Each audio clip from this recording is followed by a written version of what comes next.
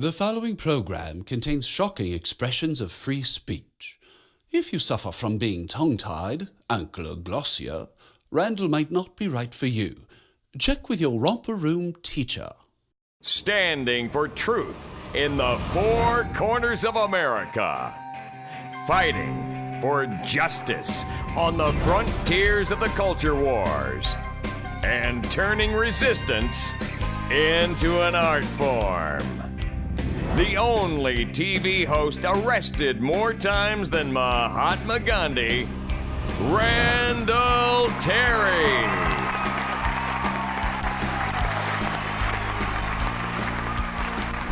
Thank you. Welcome, ladies and gentlemen. It is I, your servant, Randall, or rightist thug, whatever. We're going to have a really good program for you today. I can't even believe what I'm seeing. The Democrats self-combusting over the President Obama compromise with the Republicans. The president says that the Republicans held him hostage. The Democrats say they got screwed. Wow, there is going to be blood in the water when it comes to the Democrats fighting with each other. Today's program brought to you in part by Keith Olberman. Watch me become apoplectic. And by the Democratic National Committee, beginning to devour their own president. Here's a quick word from my friend Rusty Cowpoke, then we will look at the news. Hey, welcome back, stranger. You heard about Mr. Mahmoud, the guy who tried to bomb the Christmas tree lighting in Portland? Why is it that a New Yorker Times is crying a river for him like he was being coerced to kill innocent folks? I figure Mr. Mahmoud was a grooming himself for a national tree lighting ceremony that would look more like the 4th of July than Christmas. He wouldn't want to waste such a great first name like Muhammad. Seeing how he is so proud of his first name, maybe he's already groomed himself to repeat history. You folks do know how the Prophet Muhammad started his religion, don't you? Welcome back to the program, friend. I want to especially thank those of you that are praying for me and for my team as we consider the possibility of a presidential run. I will keep you posted. Let's go to the news. The president met with Republican leaders and cut a deal. A deal regarding extending the Bush tax cuts. Well, the Republicans won. And what will it cost the federal budget? Ready? $900 billion. Oh, $900 billion? That's a lot of money, isn't it? Yes, it is a lot of money. That's going to add, of course, to both our deficit and our accumulated debt. But don't worry, they've done something to make it better as well. They cut the Social Security tax by 2% for 1 year.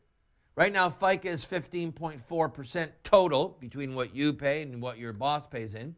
It goes down for a year, 2%. A little bit more money in your pocket. They extended unemployment benefits for 13 months.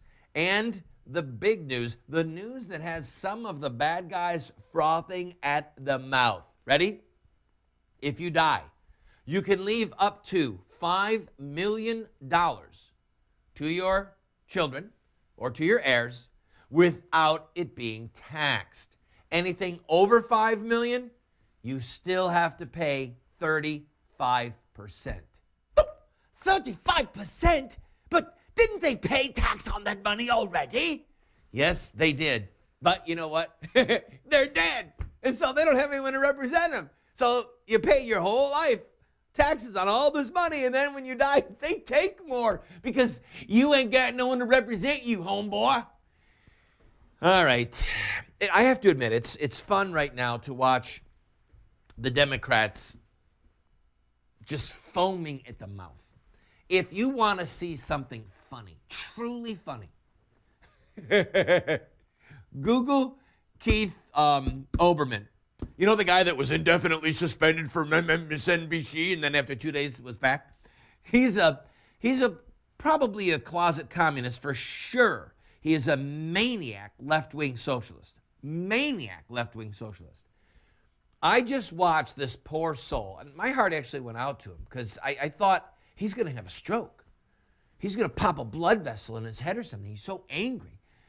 But he was railing on the president like a dissed teenage girlfriend, like a teenage girl who found out that her boyfriend was holding hands with somebody else in the cafeteria lunch line or something. It was bizarre to watch. Quoting Churchill, no less. I have to tell you something. The reason I like Keith, hear me, is because he said it. We've got to put principle first. And he threatened to run a primary against the president. He said we are bound to principle, not to a man.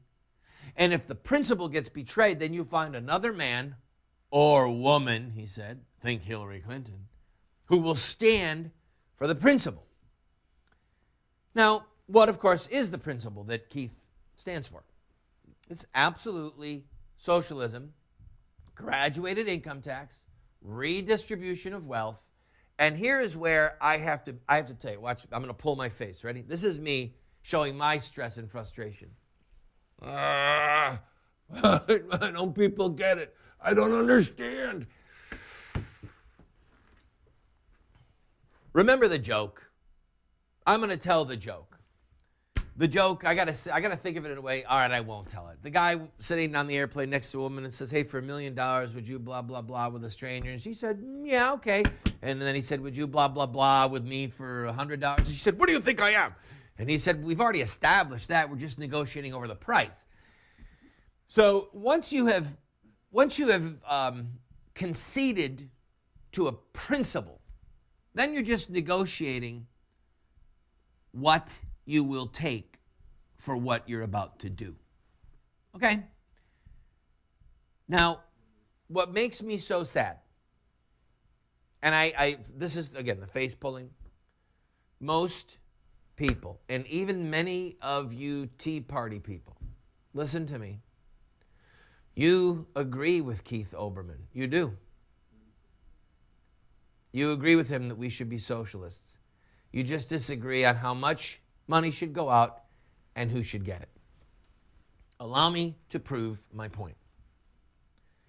Right now, 49.2 million people are getting food stamps.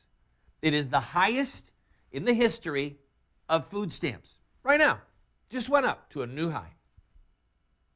Food stamps, by definition, is socialism. It is the redistribution of wealth.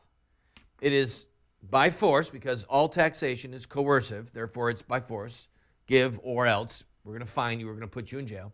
So by coercion, by force, somebody in government takes money from one group of people and then gives it to another.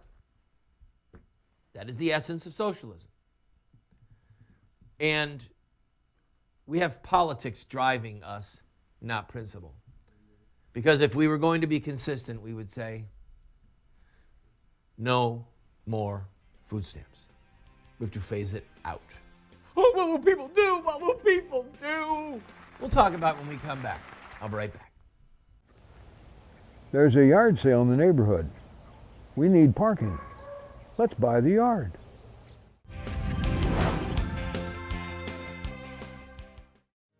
Moments with Moses. If you will not hearken to me, and will not do all these commandments, I will appoint over you the sudden terror, consumption, and fever that waste the eyes and cause life to pine away. You shall sow your seed in vain, for your enemies shall eat it.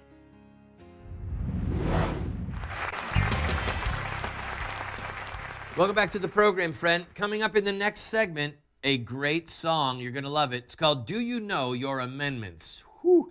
All right, let's talk about food stamps for a minute.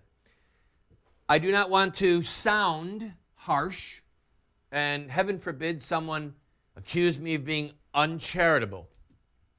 The issue is the principle. What would people do without food stamps? Well, what did they do before food stamps?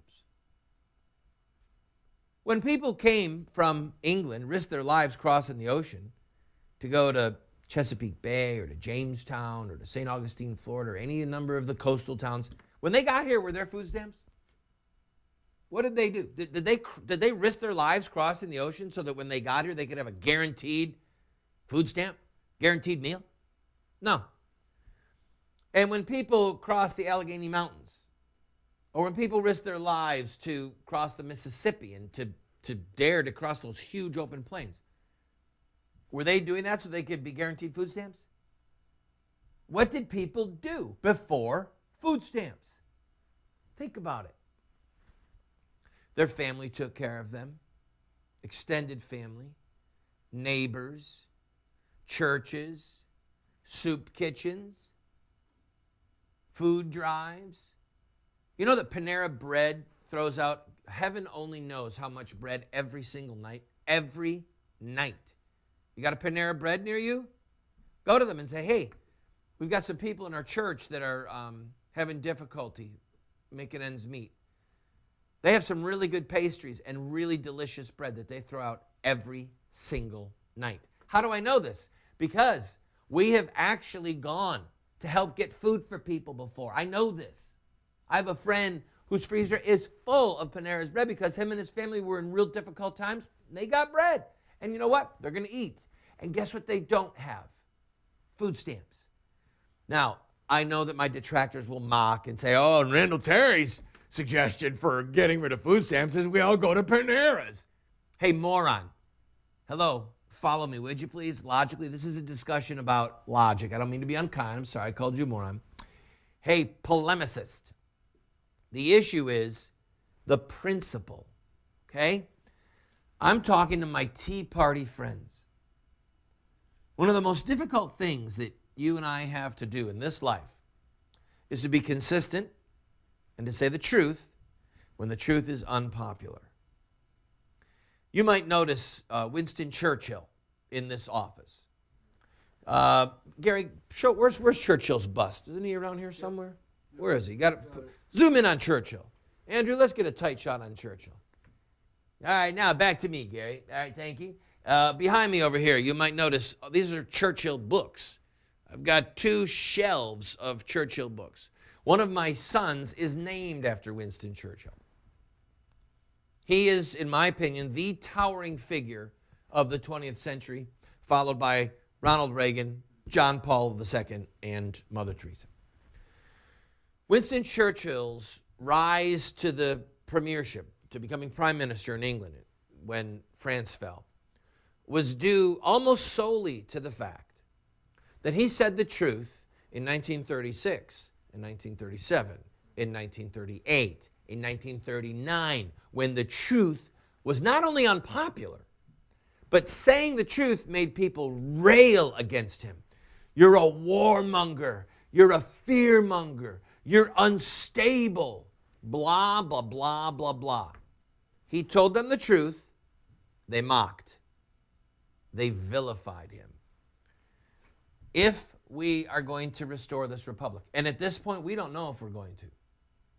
We don't know, people. But if we're going to restore the republic, it's because we say the truth, we fight for the truth, even when it's unpopular. I'm going to close this segment with a word of warning. We are in for a dreadful reckoning financially. A dreadful reckoning is coming upon us. Do I think that the Bush tax cuts should have been extended? Sure. Do I think that we need to simultaneously cut expenditures? Yes. What I really want to see is the entire IRS eliminated as far as personal taxation of your and my income. Oh, how would we get money? How did we get money before? One of the problems that we're facing is we don't know our own history. We don't know sound theories of economics. And so we get bantered back and forth like a worn-out tennis ball because we don't know, the Tea Party people, we don't know what we're talking about. And we don't have the guts to stand for freedom and to oppose socialism when it means that we have to say to our neighbors, to our friends, to our relatives, that we have to phase out these socialist programs that are benefiting our family. I'm going to take a quick break. When we come back, we'll lighten it up a little bit with a song.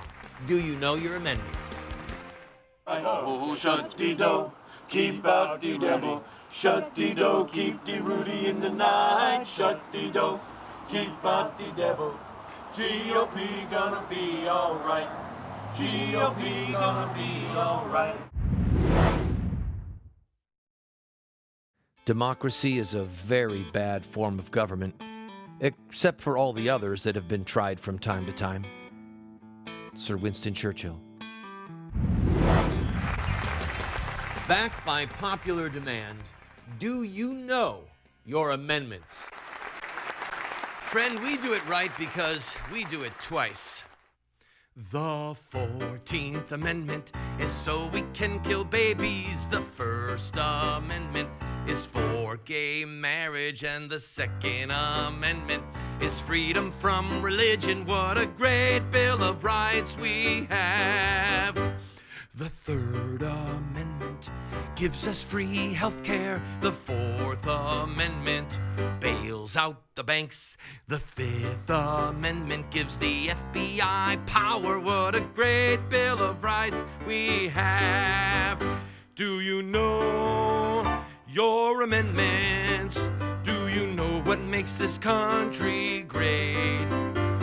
George Washington, Tommy Jefferson, they fought so we could all be slaves. The Sixth Amendment is the right to a new house. The Seventh Amendment is cash for clunkers. And the Eighth Amendment is the dollar for the euro. What a great Bill of Rights we have. The Ninth Amendment is the right to free college. The 10th Amendment tells the states, shut up, sit down. The 11th Amendment guarantees diversity. A great Bill of Rights we have. Do you know your amendments? Do you know what makes this country great?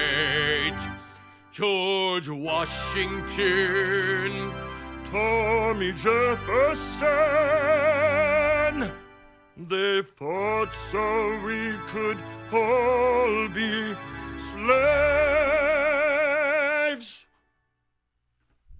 The 12th Amendment is tolerance for Islam. The 13th Amendment is for bad luck. And the 14th Amendment is so we can kill babies. What a great Bill of Rights we have. I love this country. Thank you. You're very kind. Now, I'm going to take a break, but if you want to look at constitutional economics, true constitutional economics, in other words, the federal government only spending what it is authorized in the Constitution to spend, you want to go to Ron Paul or Rand Paul as a starting point, all right? They will send you in the right direction of what you need to look at. And you want to read the book, Our Enemy, the State, by Albert Nock. Our Enemy, the State. When we come back, I'll hold it up in front of the camera. Don't go.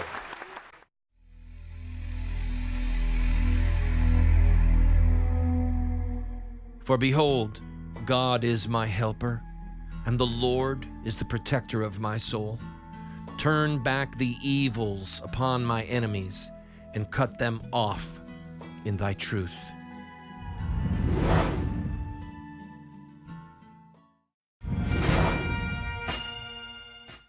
Thomas Jefferson said, "A wise and frugal government which shall leave men free to regulate their own pursuits of industry and improvement, and shall not take from the mouth of labor the bread it has earned. This is the sum of good government." Friend, if Thomas Jefferson were here today, he would be dumbfounded at what our government both parties have done by taking labor out, food and bread out of the mouth of the laborer and giving it to other people. We are participating in wholesale theft. I encourage you to read this book, Our Enemy, the State, written by Albert Nock. It is absolutely a classic. It's thin, it's a quick read, and it will help you get to the core principle of freedom. God bless you.